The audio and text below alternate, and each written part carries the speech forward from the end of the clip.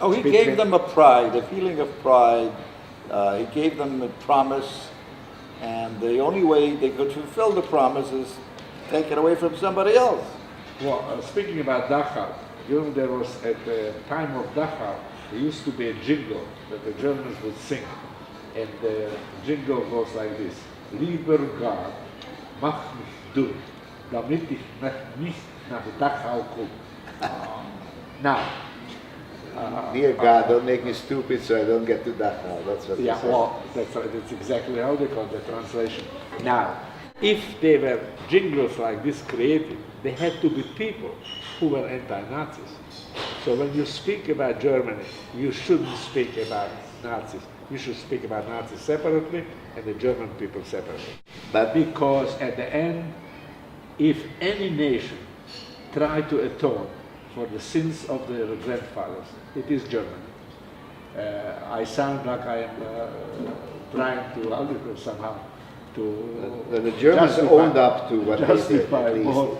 they But- did try to make it right as best they could. I mean, you can't bring back 6 million people, but at least they tried. Those who survived, they gave them monetary help and they gave them something.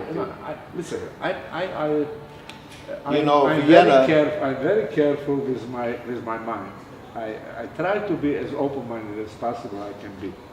And I'm going to certain situations that I went through in the concentration camp, and I try to somehow, I'm not, for heaven's sakes, I'm not trying to justify Nazism at all, or being an SS soldier, but let's say I had a gun, and I was working on the fields, plowing the fields, and I had an incident with an overseer of my group, a German.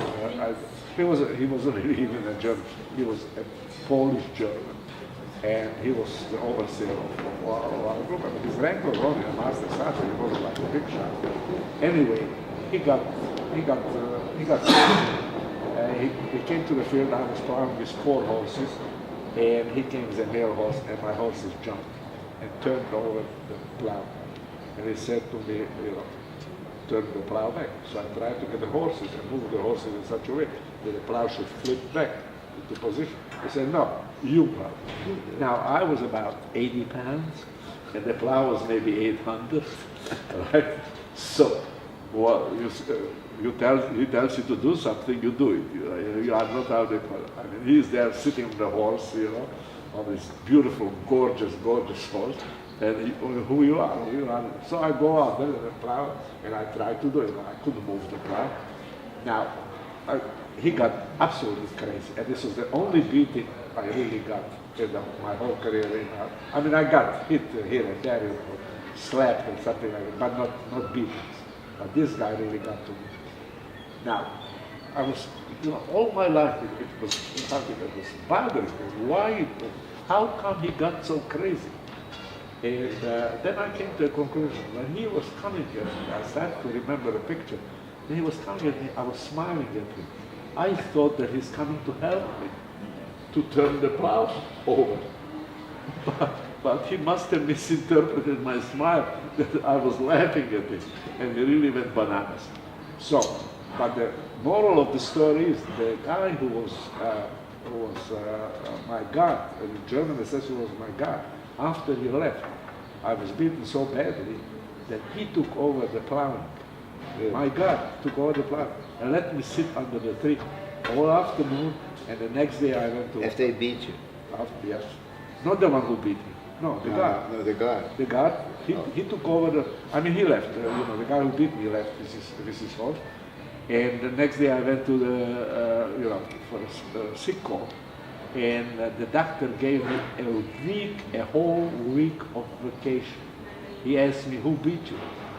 He wouldn't answer, he wouldn't give the name of the guy who beat you. And so I said, I fell. And he said to me, oh, you really felt good. And he sent me for a week vacation. Now, these are pretty human stories. Yeah, right. But I'll tell you something. Well, Trying to put some humanism into people, and some of them I don't think deserve humanism. I tell you, when I was 14 years old, when they took me from my home, all of a sudden, in the morning, there was a gendarme, a Hungarian gender, Yes. these spreaders, Kakastolas. Kakastolas, yeah. And pack up in an hour, you'll be going into the ghetto. And no sooner this word got around, all my neighbors that I lived with for my life, 14 years, my father was a pharmacist that he helped. They were friends and schoolmates. All of a sudden, like locusts, they descended on our house and asked me, well, you don't need this bicycle anymore. You don't need this accordion anymore. You don't need this anymore. Let me just take it and I'll keep it for you. Save it. Save it for you.